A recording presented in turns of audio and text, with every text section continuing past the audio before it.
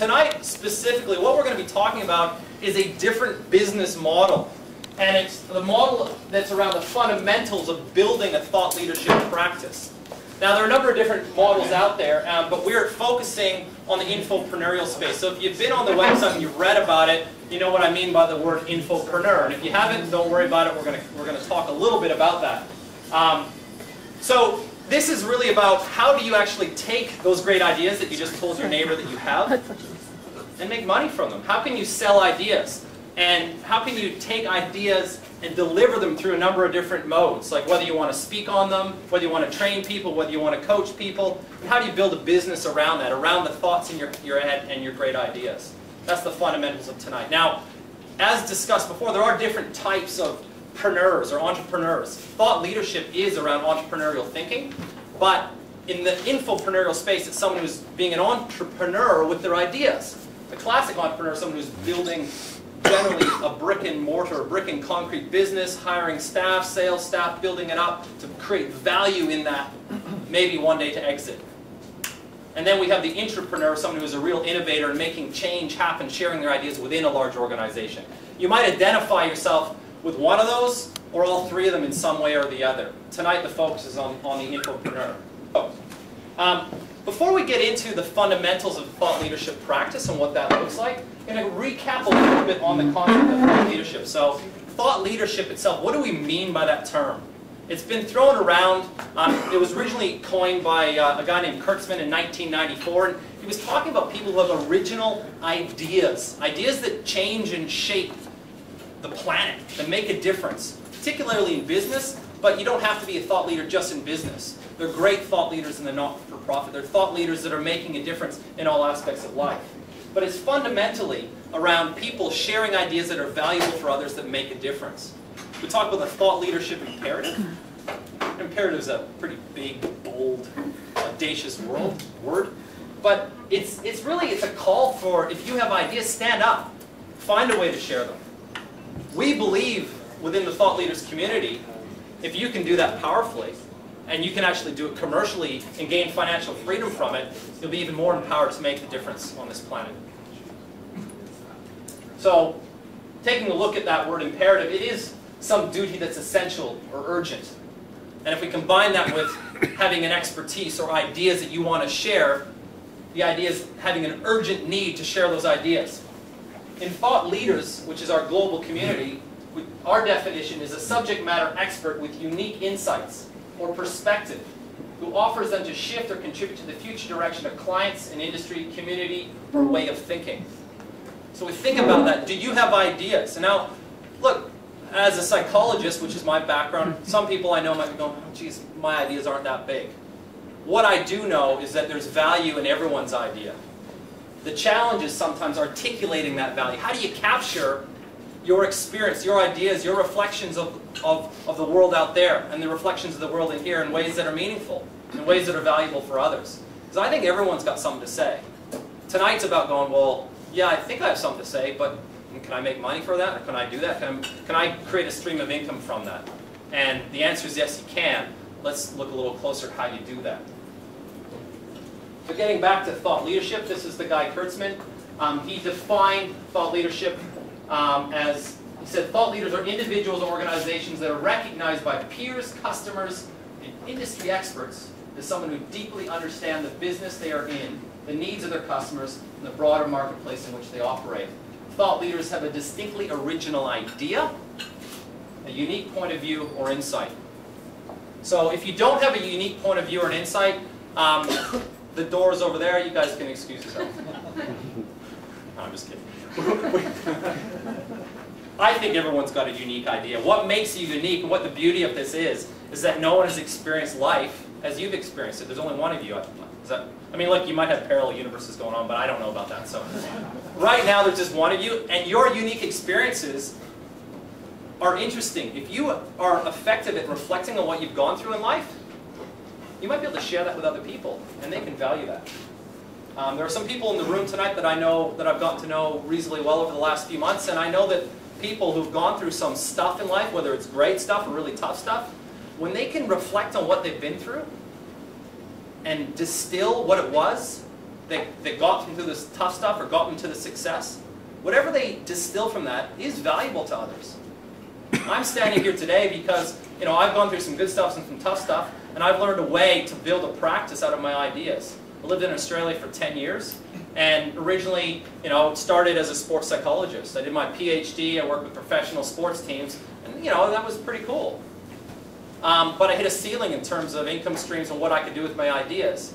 And it wasn't until I came across this community of thought leaders. It was founded by a guy named Matt Church, who's been rated in 2010 as one of the top 25 speakers in the world.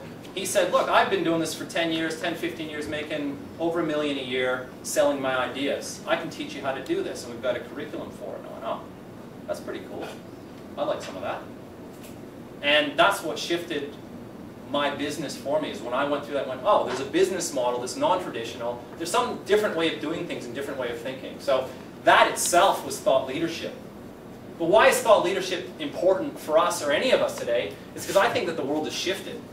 So coming back to the concept, the world has changed, and these guys are probably the ones responsible for it. There's a lot of information out there, isn't there? The information, the ideas, the knowledge used to be sacred, sacrosanct, to be held in the vaults of universities and theoretician academics. And somehow, you know, we couldn't access it. These days, you go to your doctor and you probably know more about your symptoms when you're feeling a cold or a flu than they do. Because you've gone and researched it on Wikipedia and read every sort of online, you know, medical diagnosis. Information access is not the problem. There are over 2.7 billion searches on Google every month. 2.7 billion. The number of text messages sent and received exceeds the total population of the planet every day. That's like a lot of flow of information. I mean, I don't know, I'd be buying stocks in the telephone companies again, maybe. This one's staggering. You know, as experts, one of the things that we're taught to do is get it out there, publish it out. Over 3,000 books are published every day.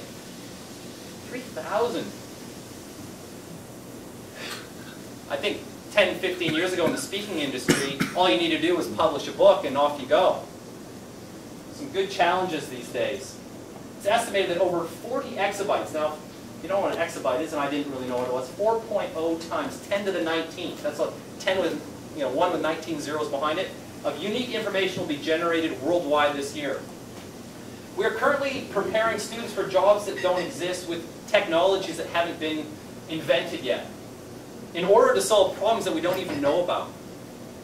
And we could say that there's this data deluge, this overwhelming amount of information, is what's driving the thought leadership imperative. For us to stand up and make sense of that. You know, the information's not the problem anymore, but it's the meaning you make out of it. The meaning you make out of what goes on out there, and the meaning that you make about what goes on in here. Your unique experience, and what you reflect on that experience out there. There are three vacuums that this overload of information creates. The first one is the engagement vacuum, and that we can get desensitized. I mean, how many emails, you know, go through your inbox and you just kind of delete, you don't pay attention to? How much information is just like, who's on Twitter? Yeah? I mean, I've got, I don't know, I follow maybe 800 people or something like that, and how much like stuff just goes by on Twitter every day that I don't even pay attention to.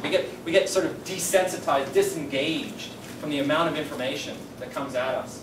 There's the relevance vacuum. Even if there's, you know, there's a lot of information out there, what's relevant to us? And it's difficult for people to sort through it and pick out something that's relevant and make that link between that information and something in their own lives. And then there's meaning, the meaning vacuum, which is, okay, something might be relevant, but are you pulling out meaning in a way that you can understand it? And I think that this is where we exist as thought leaders, is we exist in those vacuums. We exist to jump into space and go, okay, I can make sense of this stuff. I'm a keen observer of the world around me, whether it's in my particular business, maybe it's in my family with my kids, maybe it's just with my friends and relationships, whatever. I'm observing what's going on around me, and I've got ideas about this stuff. Maybe someone wants to buy those ideas. Maybe I could share that with people in ways that are valuable. And sometimes those ideas, I'm really good at I'm not, but someone might be really good at understanding how to take a business from startup to growth, to exit and sell it. Are you an entrepreneur? Do you know how to master that? Now, that doesn't mean that thought leadership as an entrepreneur isn't just about doing that. You can teach that to other people. If you understand it well, you can teach entrepreneurship to others if you get what it's about and you're experienced in it. I'm not. I'm the infopreneur. I understand how to take ideas and share them with other people. How to build a traditional business. I'd like some advice maybe one day. Now those two aren't totally exclusive. We'll talk about that in a bit. But this brings us back to these three levels of preneurism. There's the infopreneur, the entrepreneur, and the intrapreneur. And they're just terms that we kind of played with within this thought leaders community to help distinguish where you might be at. So I've asked some of you before, have a little bit of think of where you think you're at right now. Like, am I someone who is the infopreneur? Like, I've got ideas and I deliver them. I either coach people, I train people, I write some stuff. And authoring isn't just about writing a book. Authoring might be, you might be more in the online community. I author by blogging, author by sending out ebooks. I author by creating a following and writing my ideas, and people pick up and they might even pay you for that. So authoring kind of covers a lot of different areas, not just traditional.